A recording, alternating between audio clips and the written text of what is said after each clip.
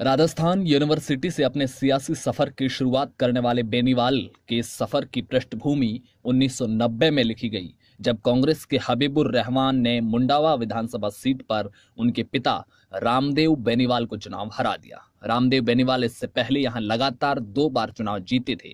1993 की विधानसभा में रामदेव बेनीवाल फिर से चुनाव हारे। रामदेव बेनीवाल का सियासी करियर ढलान पर था, लेकिन इस करियर को फिर सहारा मिलता है राजस्थान यूनिवर्सिटी की राजनीति से।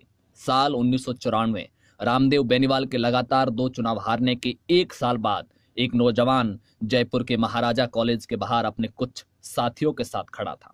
उनके साथी हर आते जाते छात्र को एक पर्चा थमा रहे थे। इस पर्चे पर लिखा था, हनुमान बेनीवाल फॉर प्रेसिडेंट। हनुमान बेनीवाल 1994 में महाराजा कॉलेज से पहली मर्तबा अध्यक्ष बने। यह सियासत में उनका पहला कदम था। 1995 में वो दूसरी दफा महाराजा कॉलेज से अध्यक्ष बने। 1996 में लॉ कॉलेज के अध्यक्ष चुने गए। बतौर राजनेता वो तेजी से उभर रहे थे। आने वाले 2 साल उनकी जिंदगी को पूरी तरह बदल देने वाले थे। लेकिन उससे पहले 1996 का एक किस्सा। 9 अगस्त 1996 की सुबह तक करीबन 4:30 बजे का वक्त, जयपुर के सिंधी कैंप पर बस स्टैंड पर खड़े कुछ छात्र चाय पीते पीते अखबार बांट रहे थे। पहले पन्ने पर खबर लिखी हुई थी, राजस्थान विश्वविद्यालय में बवाल, छात्र संघ अध्यक्ष सहित 1 दर्जन छात्र नेता गिरफ्तार। ये छात्र इस अखबार की एक एक लाइन पढ़ रहे थे और ठहाके लगाकर हंस रहे थे। लेकिन ये लोग कौन थे और अखबार की उस खबर को क्यों हंस रहे थे, ये बाद में बताएंगे। पहले खबर बताते हैं। राजस्थान यूनिवर्सिटी में प्रदेश के हर कोने से छात्र पढ़ने आते थे। जाति के अलावा यहाँ जिलेवार गोलबंदियां भी बनी हुई थी। 1996 का छात्र संघ चुनाव नागौर ग्रुप के पक्ष में रहा था।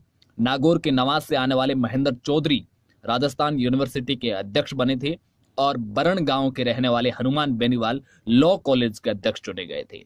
जुलाई के अंत में ये लोग छात्र संघ का चुनाव जीते थे और अगस्त के पहले सप्ताह में विधानसभा का मानसून सत्र शुरू हो गया। विपक्ष के कई छात्र संगठनों ने अपनी मांगों को लेकर यूनिवर्सिटी बंद करने का आह्वान किया। राजस्थान यूनिवर्सिटी उस दौर में बंद और हड़तालों के लिए जानी जाती थी। ये दोनों नेता इस प्रचार के दम पर चुनाव जीतकर आए थे कि वो बंद और हड़तालों के चलते यूनिवर्सिटी के आम छात्रों की पढ़ाई डिस्टर्ब नहीं होने देंगे। इसलिए ये दोनों नेता यूनिवर्सिटी बंद के खिलाफ थे। सुबह 9:15 बजे दोनों पक्ष यूनिवर्सिटी गेट पर आमने सामने हो गए। दोनों तरफ से तनाव बढ़ता जा रहा था। पुलिस ने छात्रों की भीड़ को हटाने के लिए लाठीचार्ज कर दिया। बदले में गुस्साए छात्रों ने पुलिस पर पत्थर बरसाने शुरू कर दिए। करीब 3 घंटे चली इस लाठी पत्थर की जंग में दोनों तरफ से कई लोग घायल हुए। प्रदर्शन पर लगाम लगाने के लिए पुलिस ने 1 दर्जन से ज्यादा छात्रों को गिरफ्तार कर लिया। इसमें महेंद्र चौधरी और हनुमान बेनीवाल भी शामिल थे। गिरफ्तार किए गए छात्रों को पहले बजाज नगर थाने लेकर जाया गया और वहां से इन्हें केंद्रीय कारागार भेज दिया गया। कहते हैं कि उस समय इन छात्र नेताओं का ऐसा रोला था कि जेल की बैरक से निकल कर कई कैदी इन्हें देखने के लिए बाहर आ गए। देर रात प्रशासन को सूचना मिली कि अपने छात्र संघ अध्यक्ष और लॉ कॉलेज के अध्यक्ष की गिरफ्तारी के खिलाफ प्रदर्शन के लिए यूनिवर्सिटी के तमाम छात्र लामबंद हो रहे। स्थिति किसी भी क्षण नियंत्रण से बाहर हो सकती थी। प्रशासन जानता था कि एक बार अगर छात्र सड़कों पर आ गए तो उन्हें नियंत्रित करना मुश्किल हो जाएगा। भैरव सिंह शेखावत उस समय राजस्थान के मुख्यमंत्री थे। विधानसभा सत्र के दौरान वो राजधानी में छात्रों का कोई आंदोलन नहीं चाहते थे। स्थिति पर काबू पाने का एक ही जरिया था, गिरफ्तार किए गए छात्र नेताओं को तुरंत रिहा कर दिया जाए। लेकिन इसमें भी एक दिक्कत थी। जेल के कायदे के हिसाब से सूरज डूबने के बाद जेल के दरवाजे नहीं खोले जा सकते थे। स्थिति की गंभीरता को समझते हुए इस नियम को ताक पर रख दिया और रात को 2 बजे के करीब गिरफ्तार किए गए सभी छात्र नेता छोड़ दिए गए। जब तक ये लोग जेल से छूटकर आए, शहर के अखबार छप चुके थे। सिंधी कैंप पर चाय पीते पीते ये लोग अपनी ही गिरफ्तारी की खबर पढ़ रहे थे। अब आप समझ गए होंगे कि खबर पढ़ने वाले भी हनुमान बेनीवाल ही थे और खबर भी हनुमान बेनीवाल की गिरफ्तारी की थी। 5 सितंबर 1997 एक लड़की ने जेसी बॉस हॉस्टल के कुछ छात्रों पर मामला दर्ज कराया। शिकायत के मुताबिक जेसी बॉस हॉस्टल के एक कमरे में ओम बेनीवाल नाम के एक छात्र की राजस्थान पुलिस में चुने जाने की खुशी में पार्टी चल रही थी और लड़के शराब पी रहे थे और वीसीआर पर ब्लू फिल्म चल रही थी। इन लोगों ने उसे कमरे में बंद किया और विजय दहिया के साथ मिलकर नशे में धुत 9 छात्रों ने उसके साथ बलात्कार किया। जयपुर में हुए इस बलात्कार के बाद जनता का गुस्सा फूट पड़ा। 1 महीने पहले ही शिवानी जडेजा नाम की एक स्कूल छात्रा पर तेजाब फेंका जा चुका था। जुलाई के महीने में स्कूल में पढ़ने वाली शालिनी तंवर को अगवा करके रेप की खबरें शहर में अखबार में छाई रही। 2 मामलों से जुड़े आरोपी राजनीतिक घरानों के आते थे। यहां तक कि एक पुलिस अधिकारी भी पीड़िता की यौन शोषण का आरोपी था। ऐसे में पुलिस किसी भी आरोपी को हाथ लगाने से बच रही थी। इससे जनता का गुस्सा बढ़ गया। 8 सितंबर की रोज 100 के करीब छात्र जयपुर के महाराजा कॉलेज के सामने पीड़िता के पक्ष में धरना दे रहे थे। इन प्रदर्शनकारियों ने रास्ते पर जीप खड़ी करके रास्ता जाम कर दिया। लड़के बैनर लेकर खड़े थे। पुलिस की तरफ से रास्ता खुलवाने के लिए लाठीचार्ज शुरू हुआ। आक्रोशित छात्रों ने जवाब में पुलिस पर पथराव शुरू कर दिया। बैनर के डंडे निकालकर कई छात्र पुलिस वालों पर भिड़ गए। जेसी बॉस हॉस्टल कांड के विरोध में हुए इन प्रदर्शन के चलते हनुमान बेनीवाल छात्रों के बीच और ज्यादा लोकप्रिय हुए। 1997 में हुए छात्र संघ के चुनाव में वो दोनों बड़े छात्र संगठनों एनएसयूआई और एबीवीपी का दामन थामने की बजाय निर्दलीय लड़े और बड़े आराम से चुनाव जीत गई। राजस्थान यूनिवर्सिटी में देश की दूसरी यूनिवर्सिटी की तरह ही 12वीं क्लास में मिले प्रतिशत के आधार पर ही एडमिशन होता था। गांव में पढ़ने वाले छात्रों के पास शहरों की तरह बेहतर संसाधन नहीं होते थे। ऐसे में गांव की स्कूल से पढ़ने वाले छात्रों की जो परसेंटेज कम होते थे और वो मेरिट में मात खा जाते थे। हनुमान बेनीवाल यूनिवर्सिटी चुनाव के दौरान गांव से आने वाले छात्रों के लिए दाखिले के वक्त, एडमिशन के वक्त 5% अतिरिक्त अंक की मांग कर रहे थे और चुनाव जीतने के बाद इसी मुद्दे को लेकर हनुमान बेनीवाल ने आंदोलन शुरू कर दिया। सत्ता पक्ष यानी कि उस वक्त भैरों सिंह शेखावत की सरकार थी। 58 विधायकों ने सदन में हनुमान बेनीवाल की गिरफ्तारी की मांग की। नतीजतन उन्हें राजस्थान यूनिवर्सिटी में धरना देते हुए गिरफ्तार कर लिया गया। वो कुल 8 दिन जेल में रहे और बाहर छात्र सरकार के खिलाफ मोर्चा बांधकर बैठे हुए थे। आखिरकार उनकी मांग मान ली गई। 5% बोनस अंक मिलने की वजह से अगले ही साल यानी कि 1998 में आने वाले 8,000 ग्रामीण क्षेत्र के अतिरिक्त छात्रों को वहां पर एडमिशन मिल पाया। हनुमान बेनीवाल के पिता रामदेव बेनीवाल 1990 और 1993 का विधानसभा चुनाव हार चुके थे। राजस्थान में वो जिस जनता दल का झंडा ढो रहे थे वो 1991 में चंद्रशेखर की सरकार गिरने के साथ कई टुकड़ों में टूट चुकी थी। इन कठिन समय में उनका साथ दिया भैरों सिंह शेखावत ने। वही भैरों सिंह शेखावत जिनके खिलाफ हनुमान बेनीवाल जयपुर में छात्र आंदोलन का नेतृत्व कर रहे थे। रामदेव बेनीवाल और शेखावत का परिचय जनता पार्टी के समय था। शेखावत के कहने पर ही रामदेव बीजेपी में आ गए। 1998 का विधानसभा चुनाव उनकी सियासत की अग्नि परीक्षा की तरह था। इस चुनाव में हार का मतलब था उनकी सियासी पारी का अंत। रामदेव इस सीट से बीजेपी के प्रत्याशी के तौर पर नामांकन भर चुके थे।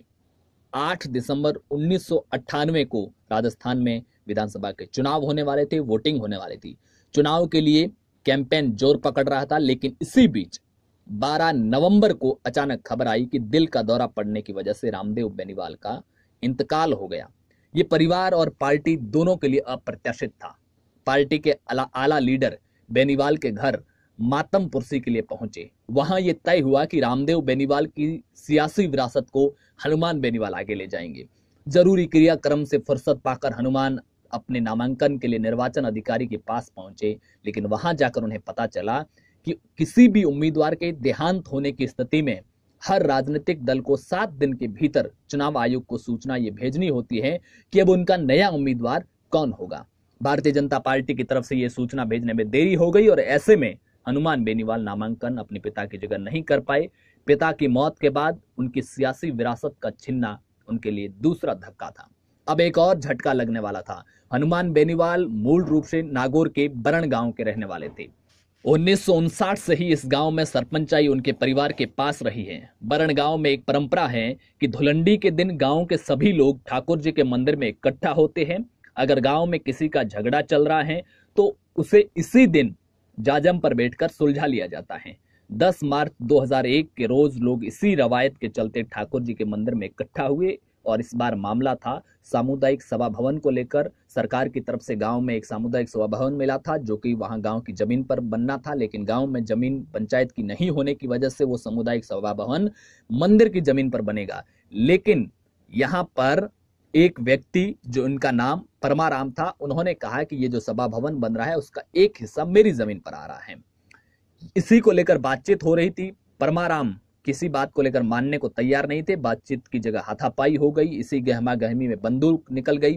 हाथापाई के दौरान जमीन पर गिरे परमाराम के कंधे पर पॉइंट ब्लैंक रेंज गोली मार दी गई।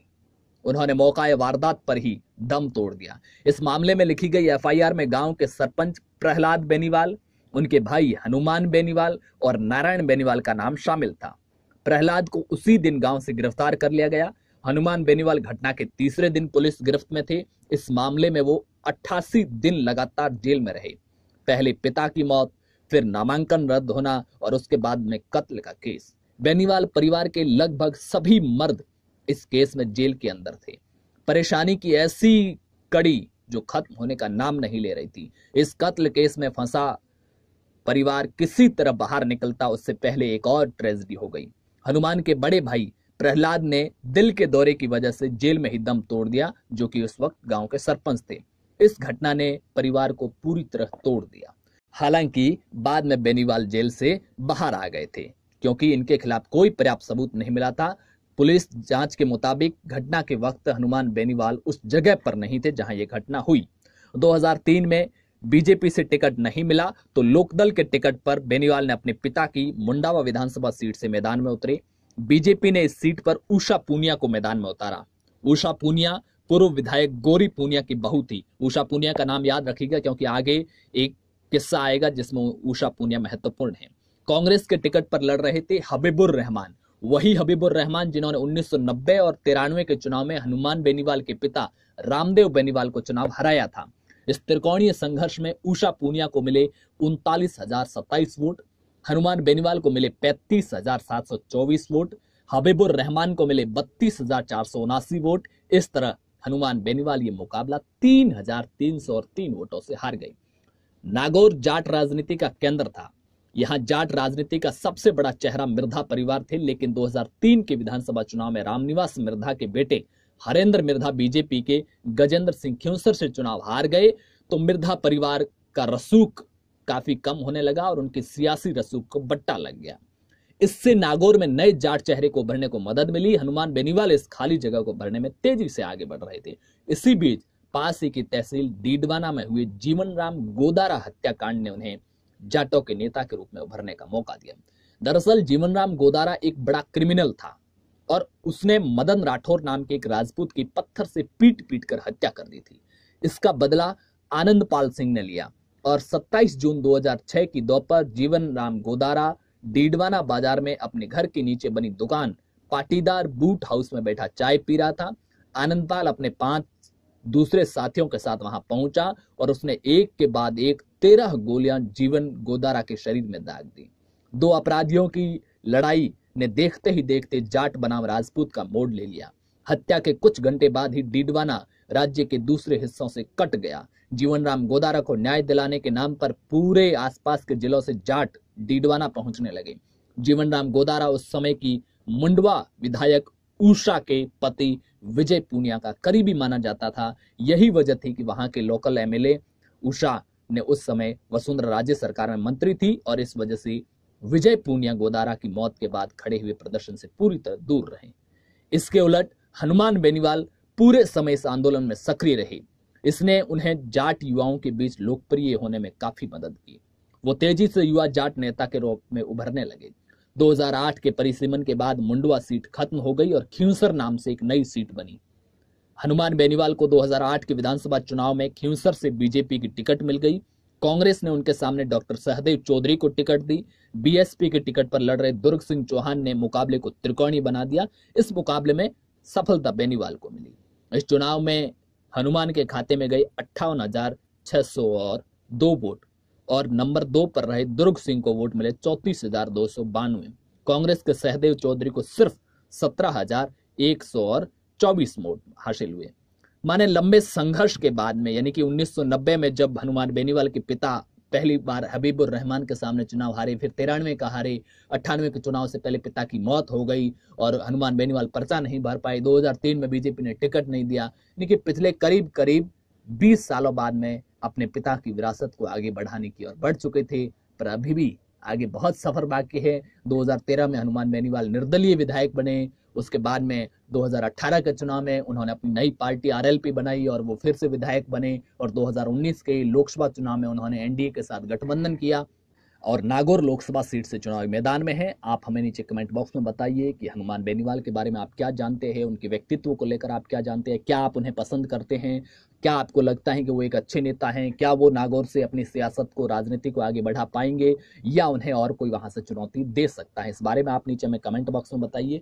अगर ये वीडियो पसंद आए तो लाइक कीजिए, हमारे चैनल को अभी तक सब्सक्राइब नहीं किया तो सब्सक्राइब कीजिए।